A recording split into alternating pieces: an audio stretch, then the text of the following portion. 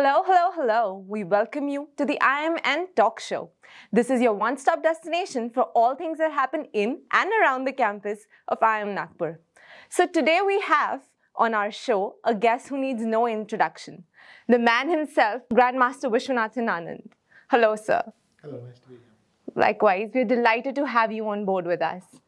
So, diving right in, what made you pursue a career in chess? I mean, it's a very unconventional sport, to be honest. And what made you pursue it beyond a passion or a hobby? You kind of answered it. I got into sport when I was, I got into chess when I was 6, and then it became my big love, the thing I look forward to most of the time, the thing in which I was most concerned with improving. I was lucky in a lot of things. I was lucky with my parents being very supportive and at least appearing relaxed about my career choice. So maybe they had some misgivings, but they kept it to themselves, and that gives you some confidence. I was also lucky that in almost every moment when you tend to hesitate, so 10th standard exams, 12th standard exams, university, exactly then I would have one of the best chess results in my career. So 10th standard exam, I became national champion. After the 12th, I became grandmaster. And when I finished my BCom, I was in the top 10. So the moments when I would hesitate, I had no reason to hesitate. So I kind of just fell into it. Lovely. And moving ahead, we encounter failure every single day in our lives in this school. And this is precisely what they teach us, how to deal with it, how to get back from it. So you've had a long career, and what are some of your learnings and how do you push yourself and come back from it every single time you encounter it? Well, one should always be objective, quite self-critical, not in a negative beat up on yourself thing, but try to have some standard and see just where you fall short and continuously improve. Failure is just more incentive to do that. It focuses your mind more. You stop saying, I can deal with this tomorrow and so on, and you feel the need to face up to it. But it's something that you should be doing regularly anyway. Psychologically, you have to deal with issues of self-confidence and all, because after a failure, the problem is you start doubting yourself. Right. But over a long enough career, I've understood that at some point, good streaks come to an end and bad streaks come to an end as well, and you kind of get more relaxed about it. Absolutely. But how do you tune out all the noise around you, like even quite literally while playing and otherwise in life? How do you focus on things that require your attention? In the chessboard, it's quite easy. You know that your opponent is sitting there, you're sitting there, and you're hardwired to know that some things are no longer possible. I can't talk to anyone because the rules forbid it. I can't take back a move. Once I've done something, I can't take it back. It's irreversible. I've got to think before I make the move. Right. When you're in that environment, then you are much more focused. It doesn't mean 100%. Sometimes while I'm waiting for opponent's move, my mind can wander, whatever. But right. There is a certain amount of focus built into that scenario. And there's a consequence. You take liberties with this or that, you might lose the game, and then you'll feel miserable at the end. So that's the thing. At home, you just have to create that ambience. You have to tell yourself, this matters enough that I'm going to shut everything out for an hour and work on this problem. And you try to recreate what is a tournament atmosphere. You try to recreate it in whatever you're doing. It's simply a question of discipline and being reasonable. I know that if I cannot do it for 4 hours, fine, but I'll do it for 2 hours, and then I'll take a break, and then I can come back, whatever. We are a very dynamic generation. We switch careers left, right, and center. Today we are interested in something, tomorrow we are interested in something else.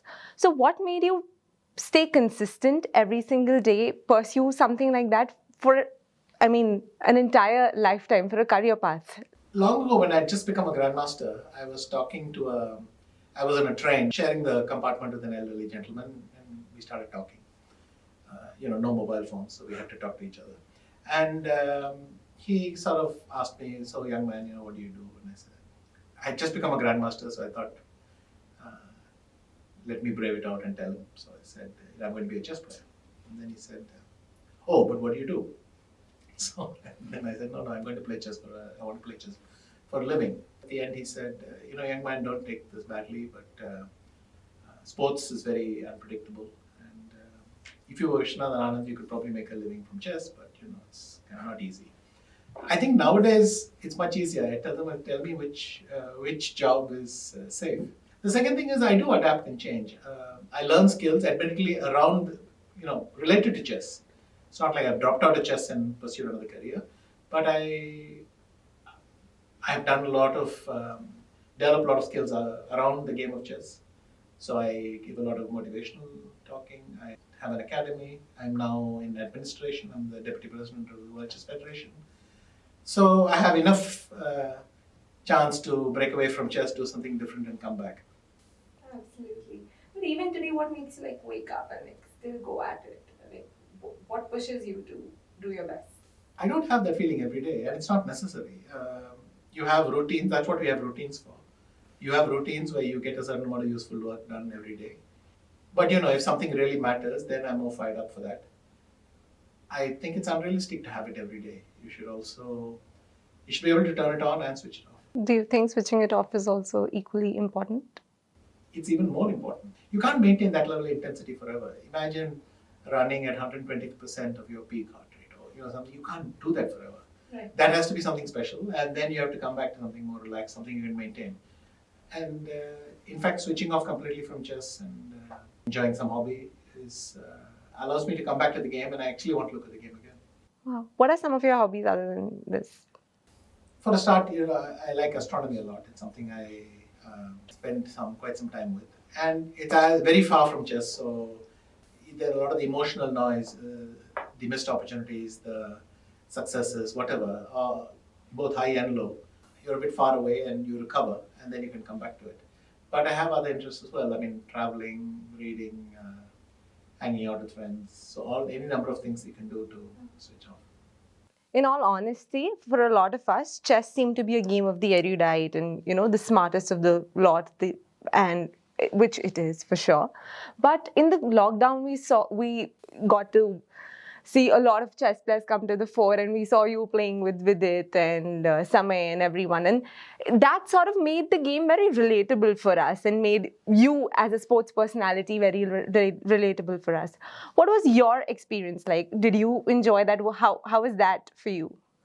It was unusual, but then everything about the pandemic was unusual. We were all locked up at home. But the entire world had an incredible amount of free time, and I'm happy that for a lot of them, chess filled that time. So it was the Queen's Gambit, it was playing games online, and some very new original things. So you mentioned Samay. Comedians coming and talking about chess suddenly introduced chess to an audience, maybe which is more exposed to comedy than chess. But we have always had our chess audience, and let's say the sporting audience. So the second audience may not be in every detail about the game, but they'll know they want the sporting element and the results. But it's good that chess has slowly been able to tap other audiences as well, because for a game to grow nowadays, you have to reach across everywhere. Right. But did you enjoy being on the camera, playing in front of an audience that usually wouldn't watch your game or usually wouldn't watch you?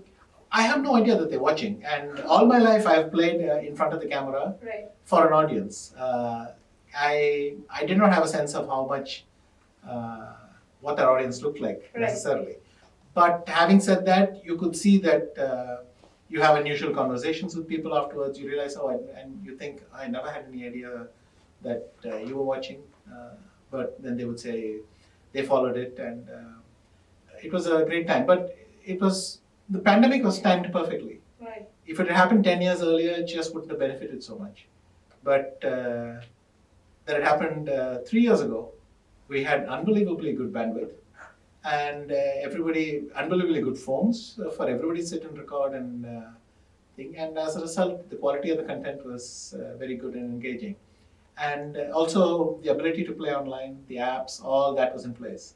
So we were very lucky with the timing. The next big question, of course, India aiming for a $5 trillion economy, and how we are planning to host the Olympics eventually. Where do you think we stand on that, and how far do we have to go, and what are the kind of things you think we as a nation need to do in order to achieve that? Look, this is a situation of you have to make constant improvement, constant progress, and it doesn't stop. There is no destination. I mean, you can put any number as a marketing slogan, but basically a country has to move forward. The key is, can we keep investing, keep working? Very early in life, due to their circumstances, a lot of people aren't even coming up to the game, showing up for the game. So, it's important that we extend welfare, if you like, all the way. So I'm talking of maternal health, um, nutrition, all these things. But also imagine extending sporting facilities to every small village. If you want results in sports, you should get everyone at least a small chance to compete. If you want results in something else, everyone should have access. So that is probably the most important thing. At the upper end, we can talk about Olympic medals, we can talk about upskilling. And that is important and thing, because that's a different thing. But we should not lose track of all the Indias that are out there. Thank you so much for your invaluable insights. Before we wrap this up, we'd like for you to share your last words with students of the IIMN community and everyone who's watching. What is your biggest learning from chess that you'd like to share with us? I mean, with such an expectation, just enjoy yourselves. It's going to sound very banal, but honestly, that's what I take away from chess. You just enjoy yourself and keep practicing often. Thank you so much. Thank you for sparing the time for doing this with us. And we'll see you again next time. Thank you. Bye-bye.